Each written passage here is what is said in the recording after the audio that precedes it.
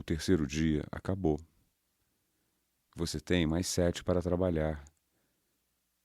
Amanhã, o quarto dia, é um dia muito importante para você. Você começará a praticar Vipassana. Isso significa começar a entrar no campo de Panya, sabedoria, visão interior. Qualquer coisa que tenha praticado durante esses 3 primeiros dias foi um pré-requisito muito importante para o seu trabalho de amanhã. O trabalho verdadeiro começa amanhã. Nesses 3 dias, você esteve se preparando para iniciar o verdadeiro trabalho da meditação Vipassana. Sem sila forte, não é possível praticar Vipassana. Não é possível obter os resultados corretos de Vipassana. Sem um bom Samadhi, não se pode praticar Vipassana. Portanto, nesses 3 dias, você observou os 5 preceitos que adotou no primeiro dia. Isso é sila. Essa é a base. Quanto mais forte for a base, mais forte será a construção erguida sobre esta base. Então, com uma base forte, começou a trabalhar com Samadhi, praticando Anapana. Sila é necessária para se ter o tipo certo de Samadhi. 25 séculos atrás, na Índia, havia mestres que não davam a menor importância à sila. E até certo ponto, mesmo hoje, existem mestres assim. Eles dizem: é desnecessário observar sila. Faça o que quiser, o que lhe agradar. Vá em frente. Mesmo sem sila, você pode meditar e ter todas as experiências agradáveis da meditação. A meta é obter uma experiência de meditação agradável. Mas Vipassana não é para isso. O propósito de Vipassana é purificar a mente, purificá-la no nível mais profundo, no nível da raiz. Para tanto, é preciso não o Samadhi comum, mas Sama Samadhi, o tipo certo de Samadhi. Então, sila perfeita é necessária para o tipo certo de Samadhi. E precisamos do tipo certo de Samadhi para desenvolver Panya. E é preciso Panya para alcançar o objetivo final da plena libertação, da plena iluminação. Sila para Samadhi, Samadhi para Panya, Panya para Vimutti, ou seja, libertação. Isso é só quando se inicia o trabalho, mas à medida que der continuidade, verá que todos os 3, Sila, Samadhi e Panya, começam a se ajudar uns aos outros. É como um tripé. Se uma perna for fraca, o tripé não se sustentará. Todas as 3 precisam ser fortes. Sila ajudará Samadhi e ajudará Panya. Samadhi ajudará Sila e ajudará Panya. Panya ajudará Sila e ajudará Samadhi. Todos os 3 são interdependentes. Começam a se ajudar mutuamente.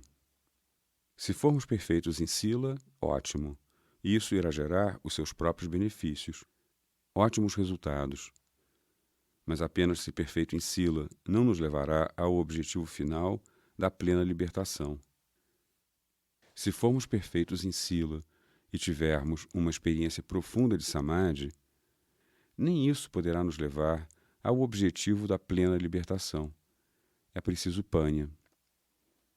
Essa pessoa que se tornou plenamente iluminada, Siddhartha Gautama, sua vida era repleta de sila desde a infância, e depois ele praticou Samadhi. Abandonando a vida de chefe de família, procurou diferentes mestres. Praticou o mais elevado Samadhi daqueles dias, os Samadhis das 8 absorções. Praticou todos esses e, no entanto, verificou que não estava ainda inteiramente liberto. Percebeu que na profundeza da mente havia contaminações adormecidas, como vulcões adormecidos. Enquanto esses vulcões estiverem presentes, poderão entrar em erupção a qualquer momento. Irão nos dominar e nos encher de sofrimento. É preciso eliminar as raízes. As raízes das impurezas precisam ser eliminadas na profundeza da mente. E para isso continuou sua busca e redescobriu a técnica de Vipassana. Isso é Panya. Somente ao praticar Vipassana foi capaz de desenvolver sua Panya e tornar-se uma pessoa iluminada. Caso contrário, teria sido impossível. Vipassana esteve perdida para o país. As palavras permaneciam, mas a sabedoria experimentada, Panya, em toda a sua perfeição, se perdera. Ele a redescobriu. Das 3 partes de Dhamma, no nobre caminho óctuplo, Sila estava presente. As 3 partes de Samadhi estavam presentes. Agora, as outras 2 partes do nobre caminho óctuplo que vêm sob Panya, ou seja, Sammasankappo, Samadhi. Sammasankappo, o tipo correto de pensamentos.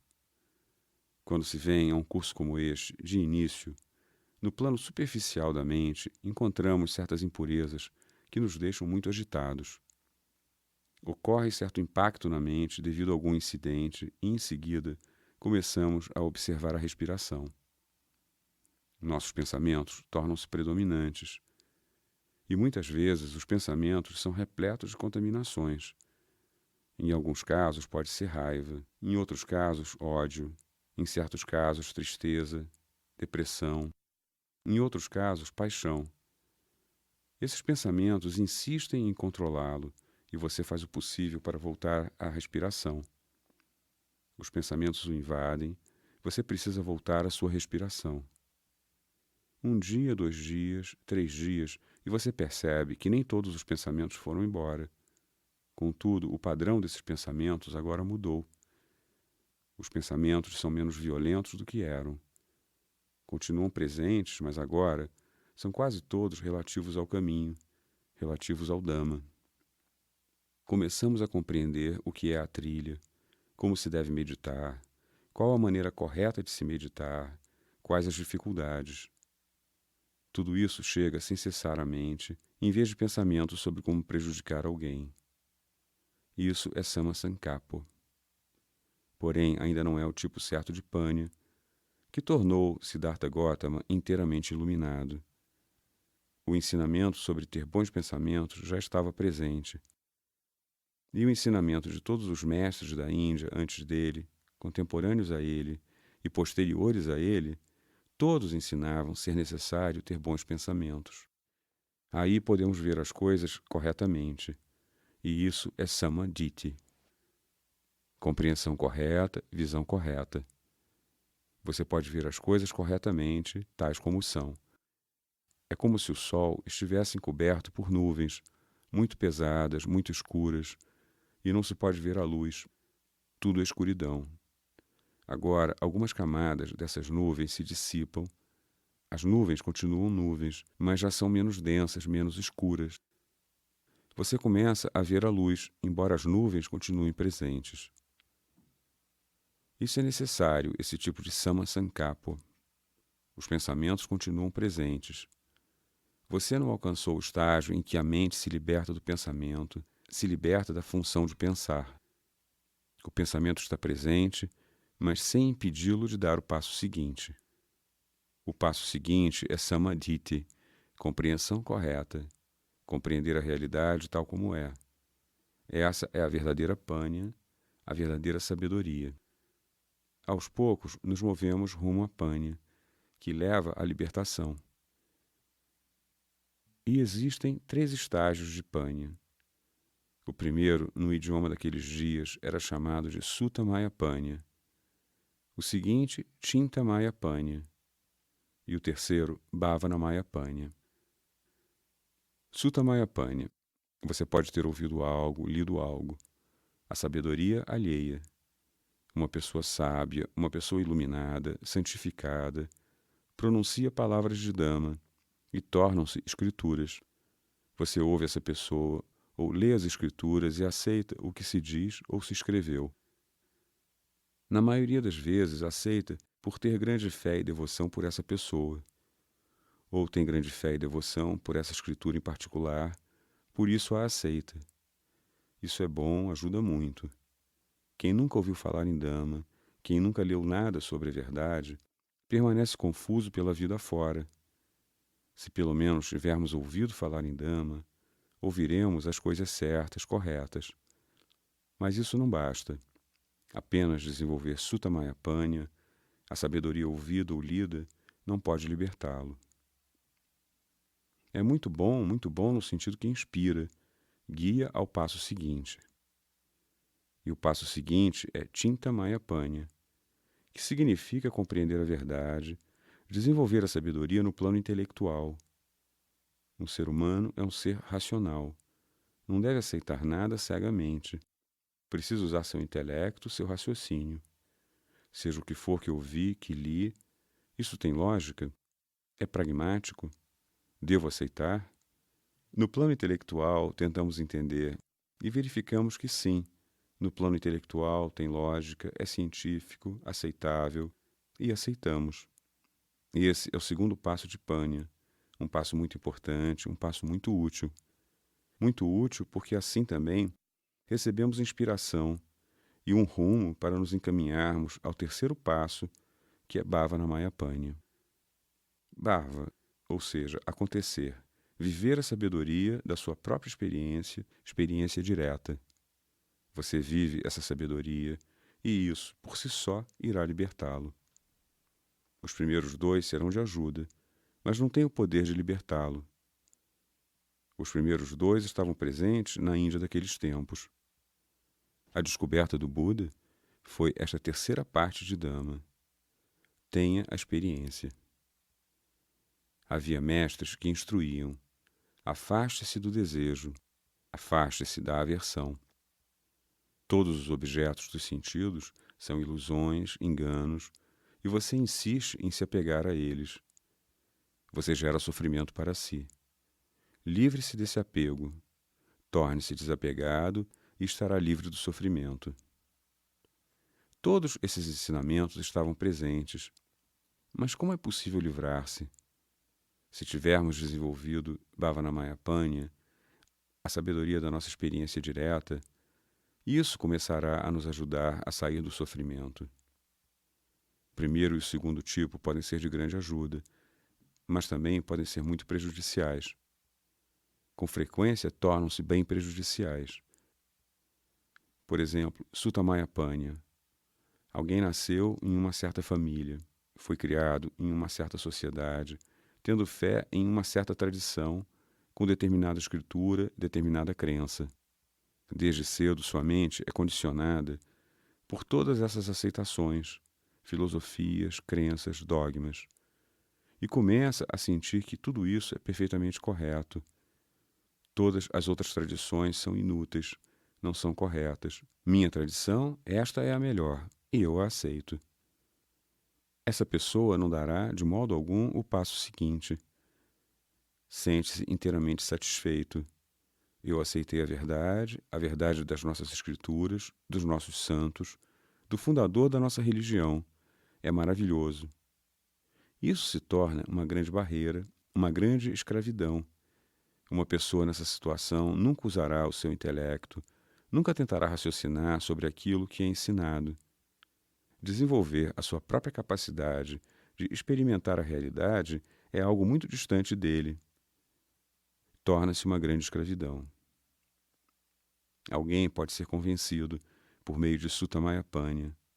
Contudo, sendo um ser humano, deseja raciocinar sobre as coisas. Começa a raciocinar. Será verdade? Será correto? Será aceitável? Será pragmático? Então os mais velhos ficam inquietos. Os mais velhos da família, da sociedade, daquela comunidade, isso não lhes agrada. Eles dirão: ah, você não acredita? Você não tem fé nas nossas escrituras? Não tem fé no fundador da nossa religião? Se duvida, sabe qual é o resultado? Ao morrer, você irá para o inferno. E então descrevem o inferno, tão terrível. E a pessoa diz: não, Baba, não quero ir para o inferno. Não quero ir para aquele inferno. Aceito tudo, razoável ou não, pragmático ou não, aceito tudo. Assim, o coitado aceita por medo. Esses mesmos anciãos têm outra tática. Dirão: veja, se aceitar tudo o que dizem nossas escrituras, nossa tradição, nossa filosofia, Se aceitar, sabe o que vai acontecer? Ao morrer, você irá para o céu. E então, uma descrição maravilhosa do céu, tão maravilhosa. Lá você irá desfrutar de todos os prazeres sensuais, todos os prazeres celestiais que neste mundo não consegue ter. Que maravilha! Ficamos com água na boca. Que maravilha! Para conseguir isso, aceito tudo. Se ao aceitar, vou para esse céu, sou o primeiro a aceitar. Então aceita. Aceita ou por fé cega, ou por medo, ou por cobiça. Apenas aceita. Não use a sua massa cinzenta para compreender. E mesmo que alguém tenha dado o passo seguinte, isso também pode se tornar uma grande escravidão.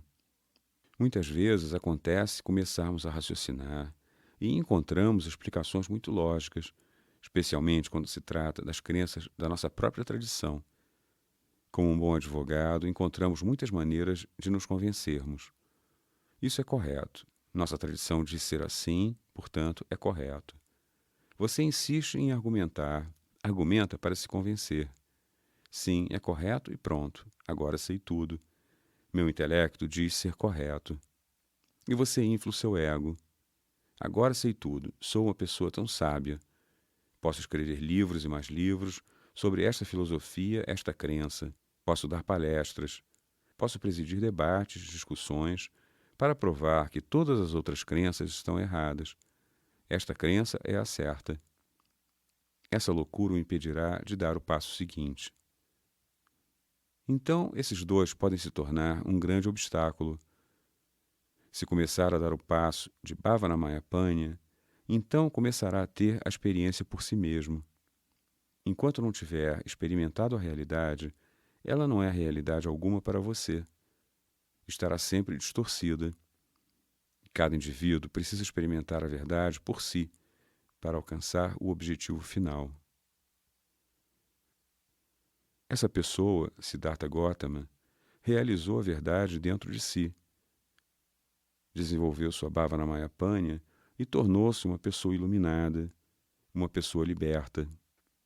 A panha que desenvolveu dentro de si só podia libertar uma pessoa, e aquela pessoa era Siddhartha Gautama, mais ninguém. Ninguém mais pode se libertar por causa da sua sabedoria. Os demais podem receber orientação, inspiração de sua sabedoria, mas cada indivíduo precisa desenvolver a sua própria sabedoria para alcançar o objetivo da plena libertação. Nossa própria sabedoria, Bhavanamayapanya, a sabedoria que você viveu e experimentou. Só isso pode romper as correntes da ignorância, do desejo, da aversão, da negatividade. Só isso pode erradicar o sofrimento. Só isso dá fruto, não a primeira nem a segunda variedade de sabedoria. Por exemplo, uma pessoa com fome vai a um restaurante. Senta-se, estuda o cardápio à sua frente. Ah, maravilha, a comida de hoje é deliciosa. Fica com água na boca. Isso é um caso. Agora pede a comida. Demora para ser servido e então olha em volta. Os fregueses que chegaram mais cedo já foram servidos. Estão comendo e gostando. Na certa, a comida está uma delícia hoje. Veja, todo mundo aprecia. Segundo caso. Então, o terceiro caso. A comida é servida e ele começa a saboreá-la. O primeiro foi Sutta Mayapanya. Ele só leu o cardápio, não provou a comida. O segundo, Chinta Mayapanya. Por saber que, quando as pessoas apreciam algo, sua expressão facial é de determinado tipo, seu intelecto diz: veja, essas pessoas estão saboreando sua comida. Seu rosto revela isso. Na certa está uma delícia.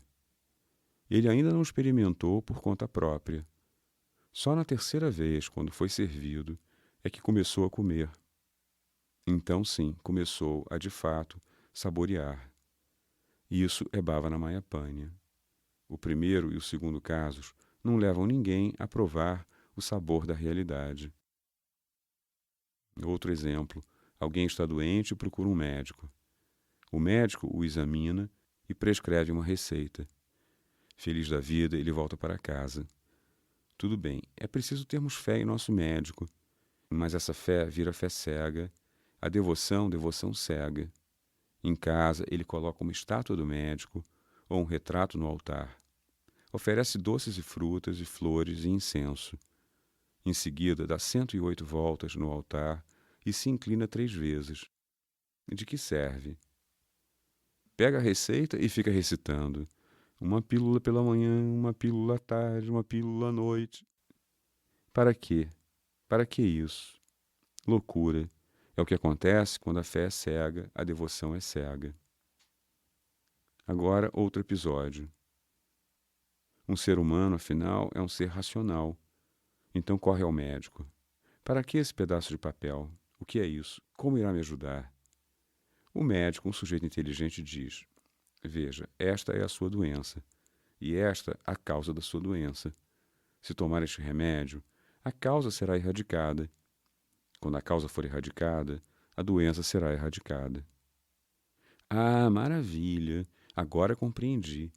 Meu médico é tão formidável, seu remédio é tão formidável. E então o que ele faz? Ao voltar para casa, começa a brigar com todos os vizinhos. Inúteis, seus médicos são todos inúteis. Meu médico é o máximo. Os remédios que seus médicos prescrevem são inúteis.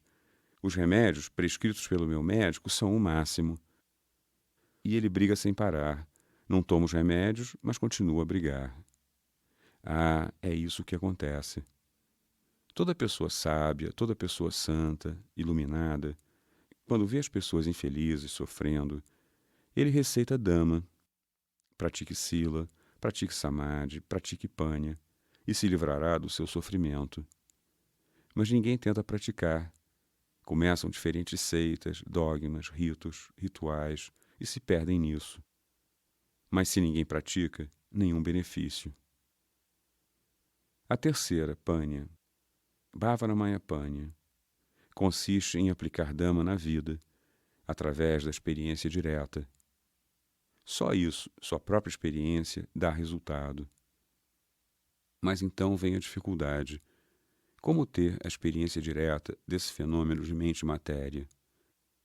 Como experimentar a constante interação que acontece e, em consequência, faz surgir a negatividade? Isso passa a se multiplicar, a lhe dominar. E como, entendendo isso, será possível interromper o surgimento dessa negatividade? E mesmo que tenha surgido, você não permitirá que se multiplique e o domine. Tudo isso precisa ser experimentado. E tudo isso acontece na parte mais profunda da mente. Você precisa desenvolver a capacidade, a aptidão para experimentar isso. Nesses últimos 3 dias é o que esteve fazendo. Sem estar capacitado, não é possível praticar Vipassana. É impossível. Por exemplo, se não tiver visão, não poderá ver nada. Se não tiver audição, nada ouvirá. Do mesmo modo, sem a capacidade mental para ir ao nível profundo da interação mente-matéria, a não ser que tenha essa capacidade, não poderá alcançar essa profundidade. Um exemplo. 2 amigos, muito pobres, levam a vida mendigando. Mendigam a sua comida. Um é cego, de nascença. Um dia, o amigo cego estava com febre alta. E o outro disse: Está bem, fique aqui, vou mendigar por comida, aí poderemos comer juntos. E ele foi, e aconteceu que naquele dia, uma dona de casa sentiu muita compaixão e ofereceu um prato doce. No nosso país chamamos de kheer, um prato feito de leite, arroz, frutas secas e açúcar. O menino ficou muito feliz, mas o prato era líquido, e como não tinha recipiente próprio, não pôde levá-lo para o seu amigo. Voltou e, quando encontrou o amigo, disse honestamente: Hoje, mendigando, recebi esse delicioso kheer. Sinto muito, mas não pude trazê-lo para você. Eu não tinha recipiente. Está bem, você não trouxe, mas me diga, o que é esse kheer? Você não sabe o que é kheer? Não, não sei o que é kheer. Ah, é branco, feito de leite, tão branco. Branco? Ei, o que é branco? Você não sabe o que é branco? Não, não sei. Não é preto. Mas o que é preto? Você não conhece branco, você não conhece preto. Que tipo de pessoa é você? Sou cego de nascença. Como posso saber o que é branco e o que é preto? O outro rapazinho olhou em volta e viu um pato branco. Pegou e trouxe para o amigo. Olha, branco é como esse pato. Branco é como esse pato? Ele não tinha visão. Como podia ver o que era branco, o que era o pato? Então usou as pontas dos dedos, passou pelo pato e disse: Ah, agora compreendo o que é branco. Branco é macio, muito macio. Ei, como assim macio? O que tem maciez a ver com branco? Você disse que branco era como esse pato, e eu o toquei. O pato é tão macio. Agora você diz: branco não é macio. Como posso compreender o que é branco? Ah, seu maluco! Eu já falei, branco é como este pato, e você não consegue compreender. Me deixe examinar de novo. E voltou a examinar. Começou do bico e examinou o corpo todo até a pontinha do rabo. Ah, agora eu compreendi. É torto. Branco é torto. Portanto, quem discursa sobre altas filosofias, mas nunca experimentou coisa alguma, por não ter a capacidade de experimentar, para esses a verdade será sempre torta. A verdade permanecerá torta a vida toda. Torta, torta. Não poderão compreender. Esta capacidade de experimentar a verdade é muito importante, e é isso que você começou a fazer. Se estivesse apenas trabalhando com Sila, sem dar o passo seguinte de Samadhi, não teria adquirido essa capacidade. Você começou com Samadhi. Se tivesse trabalhado com Samadhi, com o objeto da imaginação, verbalização ou visualização, tampouco teria adquirido essa capacidade. Mas você está trabalhando com a realidade relativa ao seu próprio fenômeno mente-matéria. Começou a trabalhar nessa área, com a respiração, que é a verdade, e está de fato experimentando isso. O toque da respiração está experimentando isso, e agora, no terceiro dia, começou a sentir sensações, as reações bioquímicas nesta pequena área. É dessa maneira que irá descer a níveis cada vez mais profundos da mente. O nível mais profundo da mente, o que chamamos de inconsciente, nada tem de inconsciente. Está consciente o tempo todo, dia e noite. Mas está consciente das sensações do corpo. Você começou a experimentar essas sensações na área das narinas. As sensações estão presentes pelo corpo inteiro. Por todo o corpo, uma coisa ou outra acontece. Alguma mudança está acontecendo. Alguma mudança está ocorrendo. Uma mudança com a manifestação desta sensação ou daquela sensação, mas alguma mudança. E isso só pode ser experimentado através da observação, como tem feito nesses 3 dias. Você deu o primeiro passo. Amanhã você vai explorar o campo inteiro e irá verificar que encontra uma sensação ou outra por toda parte. É assim que se move, do nível superficial da sua mente para o fundo da mente, onde complexos do passado, profundamente enraizados, estão acumulados, onde repousa o padrão de comportamento habitual da sua mente, o nível mais profundo da mente. O padrão habitual da mente é reagir. Cada vez que sente qualquer sensação agradável no corpo, reage com desejo, com apego. Cada vez que sente qualquer sensação desagradável no corpo, reage com aversão, com ódio. Você está se movendo para tomar consciência disso. É muito fácil compreender, no plano do intelecto, que existe uma transformação ocorrendo por toda parte. Tudo é tão impermanente. Todo mundo que nasce morre. Tudo o que é fabricado, mais cedo ou mais tarde, é destruído. Tudo é impermanente. Mas isso é uma compreensão intelectual. Só pode ser experimentado, de fato, dentro da estrutura do corpo. A lei da natureza predomina por toda parte, dentro, fora. A lei da natureza, que você vê do lado de fora, pode ser aceita, pode ser entendida, só no plano intelectual. Mas a realidade, a lei que você experimenta dentro da estrutura do corpo, precisa ser experimentada. E essa experiência se chama Bhavana Mayapanya. Precisamos vivê-la através da experiência direta. Caso contrário, a mera compreensão intelectual não nos ajudará. Havia mestres antes do Buda, contemporâneos ao Buda e depois do Buda, que ensinavam a mesma coisa, porém somente no plano intelectual. Esse ensinamento não levava as pessoas ao fundo, como ocorre com quem começa a desenvolver a sua própria Bhavana Mayapanya. Por exemplo, digamos que ocorre um trauma na nossa vida. Um ente muito próximo e muito querido faleceu e levamos seu corpo para ser cremado ou enterrado. Enquanto isso acontece, desenvolve-se tanta sabedoria. No final das contas, tudo é tão impermanente. Quem nasce morre. Ninguém está livre da morte. Eu também vou morrer um dia. As pessoas vão trazer meu corpo para enterrar ou cremar. De que serve todo esse desejo, todo esse apego? Brigar com as pessoas, acumular isto ou aquilo. No final, tudo fica por aqui mesmo, e o meu corpo será enterrado ou cremado. Temos essa profunda sabedoria, mas por quanto tempo? Assim que saímos do cemitério, recomeça a mesma coisa. Eu, meu. Toda essa loucura está presente, não fez diferença alguma. Foi só uma compreensão intelectual. As pessoas vêm a estas palestras de Dhamma. Ah, maravilha! Agora compreendo porque o apego é tão negativo. Traz tanto sofrimento. Quanto mais apegado eu for, mais infeliz serei. Esse meu, é um grande sofrimento. Tamanho sofrimento. No final da palestra, quando saímos da sala, de repente... Ei, cadê meus sapatos? Quem pegou? Comprei hoje mesmo. Meus sapatos novos, o que aconteceu com eles? Começamos a chorar, a chorar. Meu. Não fez diferença, é tudo compreensão intelectual, que não ajuda. Precisamos ter a experiência. E é tão difícil ter a experiência. É fácil entender as coisas no plano intelectual. Fácil aceitar as coisas no plano da devoção. Mas é tão difícil experimentar a realidade, porque, a não ser que tenha a capacidade de experimentá-la, não conseguirá. Há tanta ilusão, tanto engano.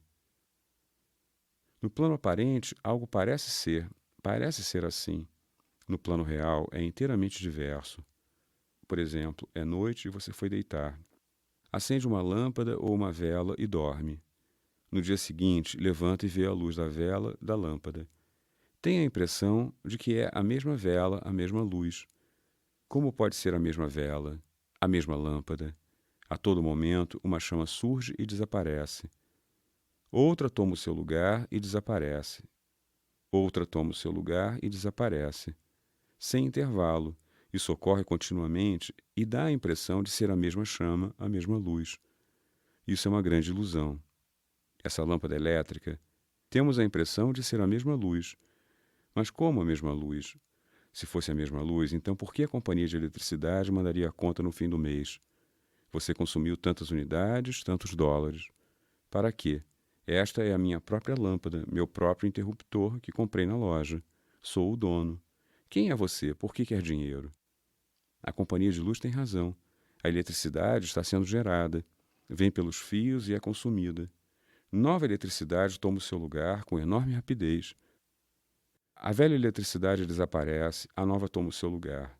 A velha desaparece, a nova toma o seu lugar, e assim por diante, com tamanha rapidez que parece se tratar da mesma. Outro exemplo, você atravessa um rio. De manhã, atravessa para a margem de lá. Trabalha lá o dia todo e depois pega um barco e volta para a margem de cá. Tem a impressão de ter atravessado o mesmo rio. Como o mesmo rio? Mesmo se der um mergulho nesse rio, mergulha, tira a cabeça da água. Segundo mergulho, tira a cabeça da água. Um terceiro mergulho e tira a cabeça da água. Você tem a impressão de estar mergulhando no mesmo rio. Como o mesmo rio? Há um fluxo constante. O rio em que mergulhou pela primeira vez sumiu. Não há mais nem uma só gota dele. Seu segundo mergulho foi em um rio inteiramente diferente. Seu terceiro mergulho foi em um rio inteiramente diferente. De manhã você atravessou este rio de barco. À noite era um rio inteiramente novo. E, contudo, a impressão permanece. O mesmo rio, a mesma luz. Como sair dessa ilusão? Certas coisas estão dentro da capacidade de apreensão dos seus órgãos dos sentidos. Por exemplo, você tem olhos e pode ver as coisas. Isso tem suas limitações. A chama da lâmpada surge, passa, surge, passa. Se você olhar com cuidado, perceberá. Sim, surgindo, desaparecendo, desaparecendo. Mas e a luz elétrica? Surge e desaparece com tamanha rapidez que está além da capacidade de apreensão dos olhos. Ou o fluxo do rio. Sim, flui. O segundo mergulho é em um novo rio. Se prestar bem atenção, consegue compreender isto. Mas como compreender o seguinte? Aquele que mergulhou primeiro no rio desapareceu. O segundo mergulho foi dado por uma pessoa inteiramente nova. O terceiro mergulho foi dado por uma outra pessoa inteiramente nova. Como compreender isso? Você não possui a faculdade para experimentar isso. Por exemplo, uma pessoa que não praticou Vipassana terá a impressão de que este Goenka que começou a falar meia hora atrás é o mesmo Goenka. O mesmo Goenka de ontem. O mesmo Goenka de 1 ano atrás. Ou de 10 anos atrás, ou 50 anos atrás, 60 anos atrás, 67 anos atrás. O mesmo Goenka. Como o mesmo Goenka? A cada momento, este Goenka morre, e outro Goenka nasce. A cada momento, este Goenka morre, e outro Goenka nasce. Toda a estrutura física é composta de partículas subatômicas, surgindo e desaparecendo, com grande rapidez, enorme rapidez. Esta rapidez gera a ilusão, o engano, a confusão. Mesmo se aceitarmos a realidade no plano intelectual, não conseguimos compreendê-la só pelo fato dos cientistas terem dito ser assim. Em todo o mundo material, não existe solidez, só existem ondulações, ondulações. O cientista moderno diz ser assim. Bem, uma pessoa iluminada como o Buda disse ser assim. No universo inteiro não há solidez em lugar algum, somente ondulações. Mente e matéria nada mais são do que ondulações, vibração, vibração. Você pode ter fé nos cientistas e por isso aceita esse fato. Essa aceitação não ajuda. Precisa ter a experiência por conta própria. Foi isso o que fez o iluminado, para alcançar o objetivo final da plena libertação. E é isso que todos precisam fazer, para compreender a verdadeira mudança que acontece. A todo momento mudando, mudando, com grande rapidez, mudando, mudando. Nasce uma criança. Você vê essa criança tão linda, tão meiga. Depois de 10 anos, volta a ver a criança, como mudou, e depois de um intervalo de 20 anos, uma grande mudança. 30, 40, 60, 80 anos. Inacreditável, a mesma criança? E como ficou assim? Não é que, ao final de cada década, tenha ido deitar e algum Deus Todo-Poderoso passou uma varinha de condão pelo seu corpo e ela se levantou outra pessoa. Nada disso. A cada momento, uma mudança está ocorrendo. A cada momento, uma mudança está acontecendo. A todo momento, mudança, mudança. Decadência, decadência, crescimento, decadência. Esta é a lei da natureza. Aceitarmos essa lei da natureza no plano intelectual ou no plano devocional é inútil.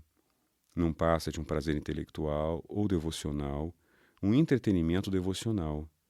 É inútil. Mas quando começarmos a ter a experiência no plano da realidade, fará uma diferença enorme. E é isso que você começou a fazer. É apenas um pequenino passo. E a trilha é longa. Precisamos investigar bem lá no fundo para compreendermos o que é essa estrutura material, o que é esta mente e qual a interação que ocorre no nível mais profundo. E é isso que fez dele inteiramente iluminado, dividindo, dissecando, desintegrando, dissolvendo. Alcançou o estágio onde chegou a verdade última relativa à matéria, a verdade última relativa à mente, a verdade última relativa aos conteúdos da mente, aos concomitantes mentais que surgem com a mente. Depois transcendeu isso e teve a experiência de algo além da mente e da matéria. O que é essa matéria? Dividindo, dissecando, chegou à menor das partículas subatômicas, das quais todo o corpo é constituído, e às quais deu o nome de Kalapa. Kalapa significa uma unidade material, a menor unidade material que já não pode se separar. Deu a isso o nome de Ata Kalapa. Ata significa 8. 8 elementos unidos formam esta unidade. E essas 8 coisas não podem ser separadas, estão sempre juntas. E incluem os 4 elementos básicos: terra, água, fogo e ar, cada um com a sua própria característica. Reunidos formam 8. As características são as principais e podem ser experimentadas. Quando chegamos a esse estágio, torna-se mais fácil também compreender a mente no nível da realidade última. Essa é a realidade da mente no nível da realidade última. Essa é a realidade de todo o conteúdo mental no nível da realidade última. E isso o levou a compreender o que é esse fenômeno mente-matéria. Com tanta rapidez, tudo ondulações, ondulações, ondulações. As coisas surgem e desaparecem com tamanha rapidez. Surgem e desaparecem, surgem e desaparecem. Ele disse, no que estalo os dedos, no tempo que levo para piscar, essa minúscula partícula subatômica surge e desaparece trilhões e trilhões de vezes. Um cientista ocidental chegou à mesma conclusão. Um professor da Universidade de Berkeley, tentando compreender como funciona o átomo. Um século atrás, os cientistas ocidentais já sabiam não existir solidez no mundo material. Tudo não passa de ondulações. Este cientista, em particular, queria muito descobrir quantas vezes a mais minúscula das partículas surge e desaparece em um segundo. Para tanto, inventou um instrumento que acertadamente chamou de câmara de bolhas. Borbulhando, uma partícula surge e desaparece repetidas vezes.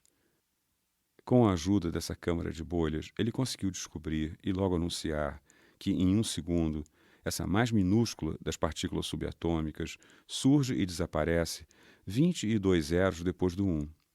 Imagine, e aqui no Oriente, outro cientista diz que no tempo de um estalar de dedos ou de um piscar de olhos, surge e desaparece trilhões de vezes. Chegaram à mesma conclusão, e, no entanto, que grande diferença! Tremenda diferença! Um grande número de alunos daquela parte do mundo, Berkeley, nos Estados Unidos, veio à Índia fazer cursos. Ouviram falar desse professor. Era uma pessoa muito conhecida que faleceu recentemente. Ganhou o Prêmio Nobel, um prêmio que não se dá a qualquer um. É preciso ter feito uma descoberta original. Então ele era um homem muito famoso. Movidos pela curiosidade, alguns desses alunos foram ver esse professor, que tinha chegado à mesma conclusão alcançada pelo iluminado. Encontraram o professor cheio de tensão, um verdadeiro amontoado de sofrimento. Por que não foi capaz de se livrar do seu sofrimento? Por que não conseguiu se livrar das suas tensões? Porque Bhavanamayapanya estava ausente. Ele chegou a esta conclusão com a ajuda do seu aparelho, a câmara de bolhas. Tinha grande fé nessa câmara de bolhas. Tinha grande fé no seu próprio intelecto e disse: isso é assim. Mas essa outra pessoa, que se livrou de todos os sofrimentos, não usou qualquer instrumento científico. Usou somente a sua própria experiência direta. E aí é que está a diferença. Quando você desce fundo dentro de si mesmo, para entender a realidade da sua interação mente-matéria, não é só por curiosidade. A finalidade é permitir que saia da ignorância, para ver como, por ignorância, continua a gerar impureza após impureza, contaminação após contaminação, negatividade após negatividade, tornando-se assim um amontoado de sofrimento. Para alterar esse padrão de comportamento, é preciso descer ao fundo de si e ter a experiência da verdade. A primeira verdade que começamos a experimentar é a verdade da transformação. A cada momento, uma mudança acontece. Todo o fenômeno mente-matéria está em constante transformação, e isso é compreendido no plano da experiência. Tudo está em transformação.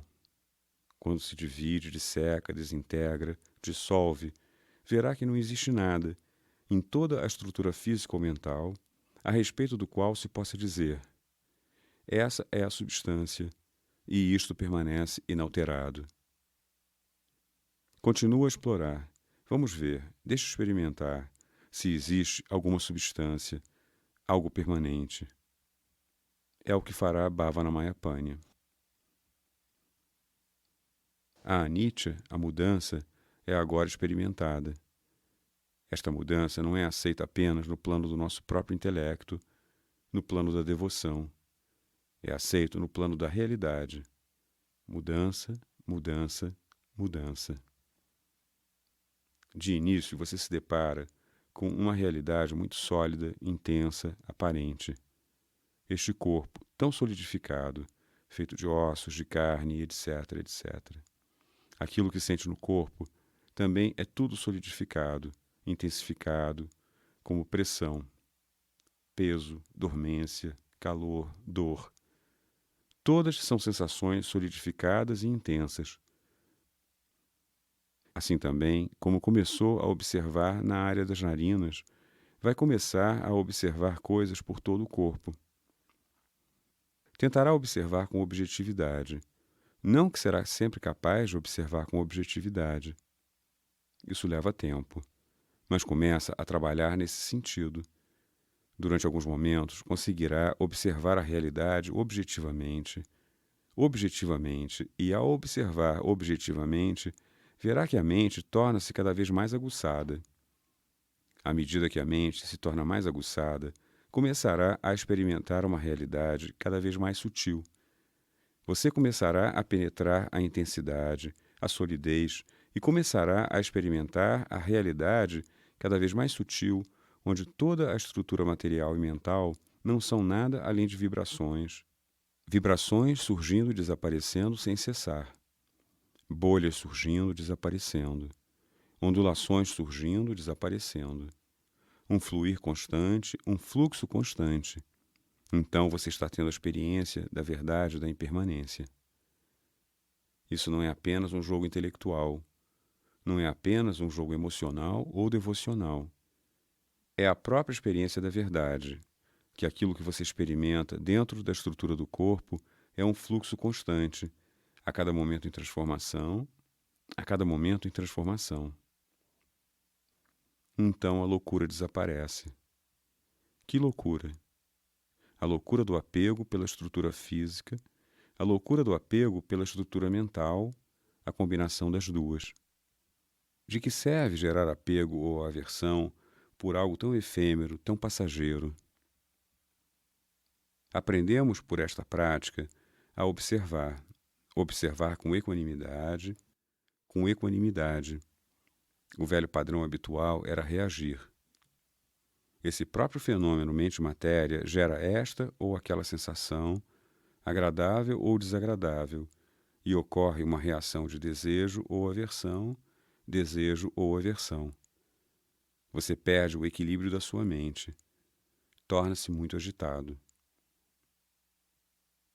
Agora, experimentalmente, a primeira parte da sabedoria, a anicca, irá se tornar cada vez mais clara. À medida que desenvolvemos essa parte da sabedoria, anicca, anicca, anicca, tudo se transformando sem parar, uma outra parte da sabedoria se manifesta, dukkha, o sofrimento. No início, quando se começa a praticar, observando a realidade a respeito de cada um, nos deparamos com realidades muito solidificadas, intensificadas. As sensações são muito dolorosas. Peso, dormência, pressão, tensão e etc. Obviamente, isso é sofrimento. Tanto sofrimento. Você não gosta, quer se livrar e está lá. Mas você está treinado para observar, por mais que esteja sofrendo, apenas observa, apenas observa.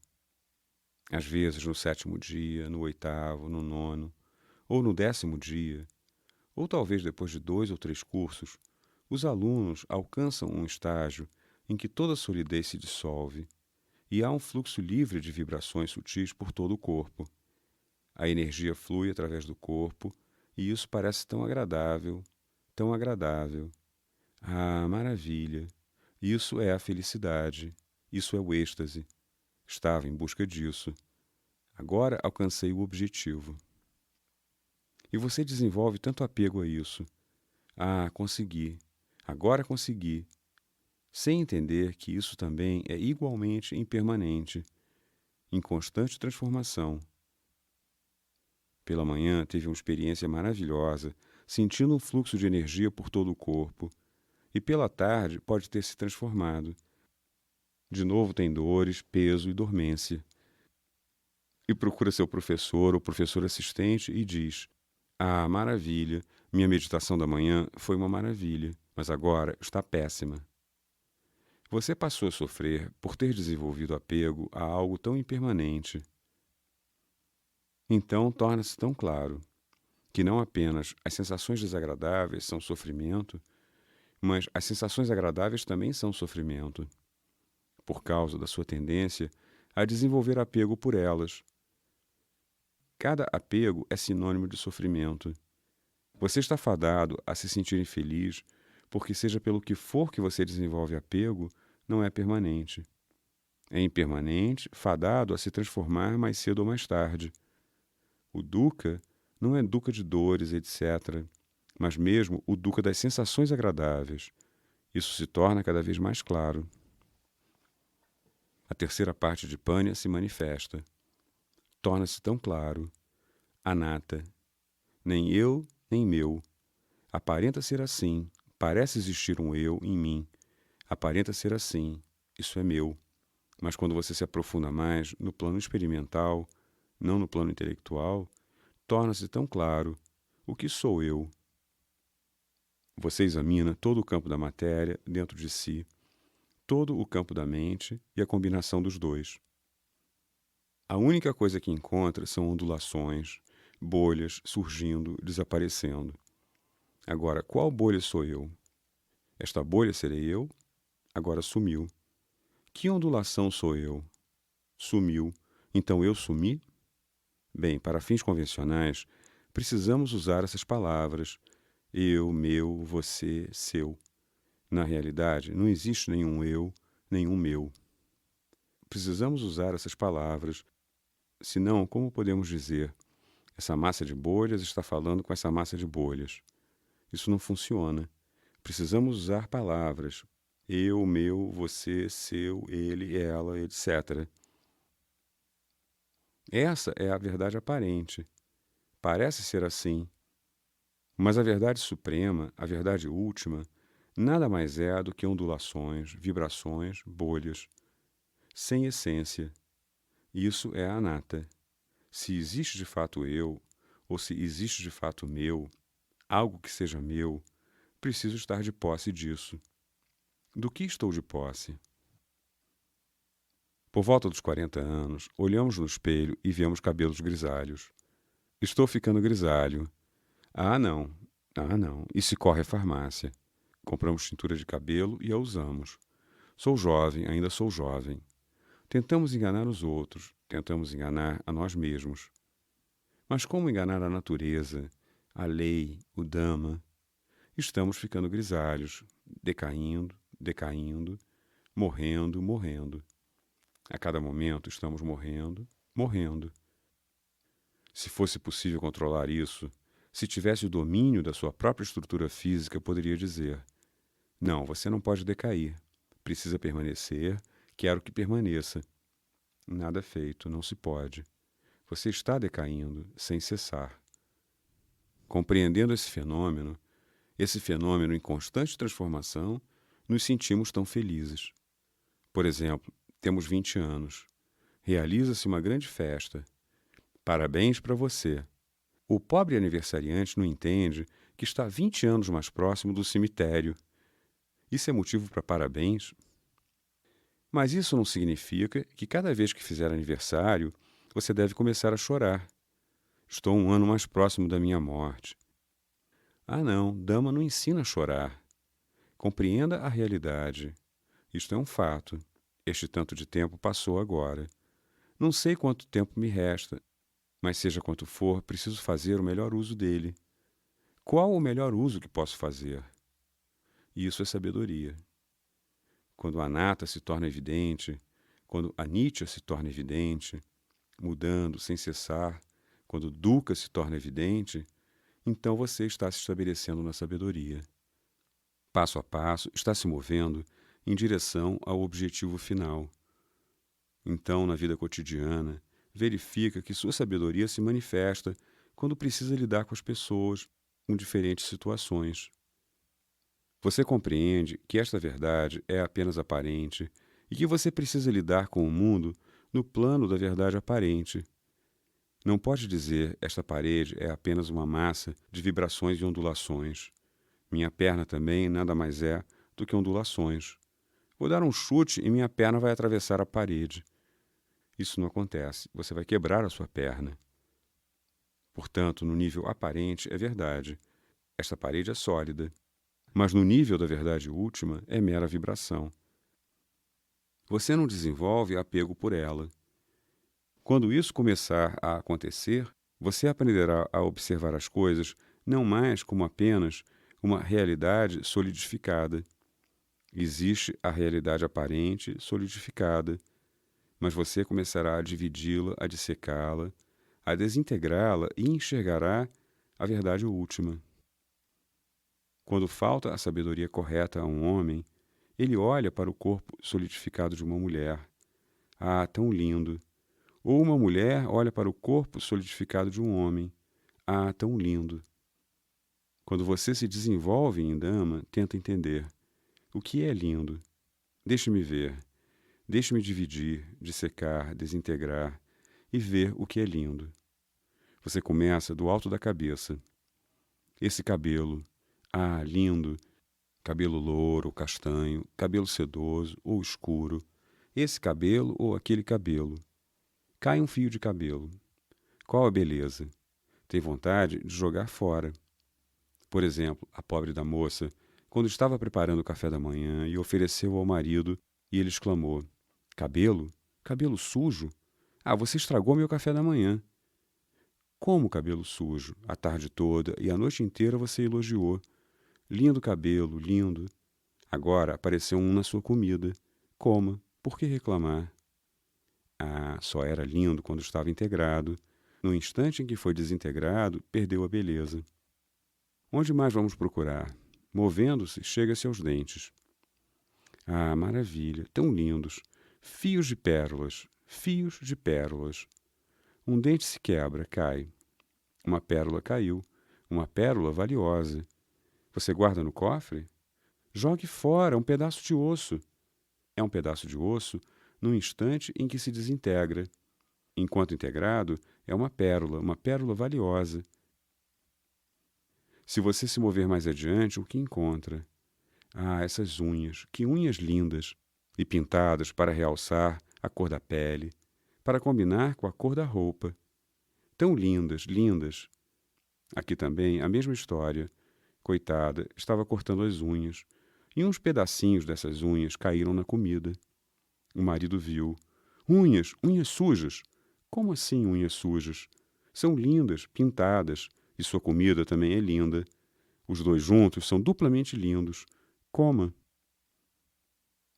Lindo? O que é lindo? Um aluno chega para mim e diz: Por favor, não fale nessas coisas. No Ocidente, sabe o que chamamos de lindo? Me diga o que é belo. No Ocidente dizemos: beleza se vê na pele. A pele parece tão brilhante, tão suave. Isso é beleza. Será? Pegue uma lâmina, retire uma camada e veja se é bela. Vai querer jogar fora, não conservá-la. Existe alguma coisa linda para além dela? Se houvesse, sairia por esta ou aquela abertura. De que abertura no corpo sai algo de belo? Na realidade, a natureza é muito bondosa para conosco. Se não fosse, se o que fica do lado de dentro ficasse do lado de fora e vice-versa, qual seria a nossa situação? Estaríamos em luta permanente com os corvos, as águias, os urubus, os cães. A vida seria um horror. O que é belo? Isso não significa que Dhamma irá ensiná-lo a começar a detestar as pessoas. Ah, você não é bonito, você é feio, você é uma massa de bolhas. Eu também sou uma massa de bolhas. Dhamma não ensina a odiar. À medida que vamos cada vez mais fundo, compreendendo, desenvolvendo nossa pânia, a mente se tornará cada vez mais pura. E uma mente pura é plena de amor, amor infinito, cheia de compaixão, infinita compaixão, cheia de alegria, alegria altruísta e infinita equanimidade e equilíbrio. Você não pode odiar ninguém, somente amor, boa vontade, compaixão. A trilha nos leva a esse estágio, o estágio em que nos livramos de todo o sofrimento. Eliminamos todas as impurezas e passamos a levar uma vida de fato livre, iluminada, uma vida boa, boa para nós mesmos e boa para os demais. Cada indivíduo precisa trabalhar nesse sentido. É bom que tenham vindo aqui para trabalhar. Durante os últimos 3 dias, fizeram uma preparação adequada. Amanhã irão entrar no campo de Pânia, começando Vipassana. Mas compreendam, quando se começa Vipassana, não imaginem que assim que começarem a observar a realidade, irão ver trilhões de partículas subatômicas surgindo e desaparecendo. Ah, não! De início terão todas as dores e as pressões e o peso, e aos poucos essas sensações irão se desintegrar, irão sentir um fluxo de energia. Mas não esperem nada, deixem que aconteça como acontecer, de momento a momento. Deixem com a natureza, deixem com Dhamma. Apenas aceitem o que for que surgir, dentro da estrutura do seu corpo. Livre de quaisquer imaginações. Livre de toda verbalização. Livre de toda visualização. A realidade, assim como é, relativa ao seu fenômeno mente-matéria. E com certeza essa técnica irá levá-los ao objetivo final. Façam o melhor uso desse tempo, desse maravilhoso tempo. Vocês deram 10 dias de sua vida. Precisam obter os melhores resultados desses dias e obterão os melhores resultados. Trabalhem com empenho. Trabalhem com ardor. Trabalhem com paciência e persistência e libertem-se de todas as suas amarras, todos os seus sofrimentos, para desfrutarem da verdadeira paz, da verdadeira harmonia, da verdadeira felicidade.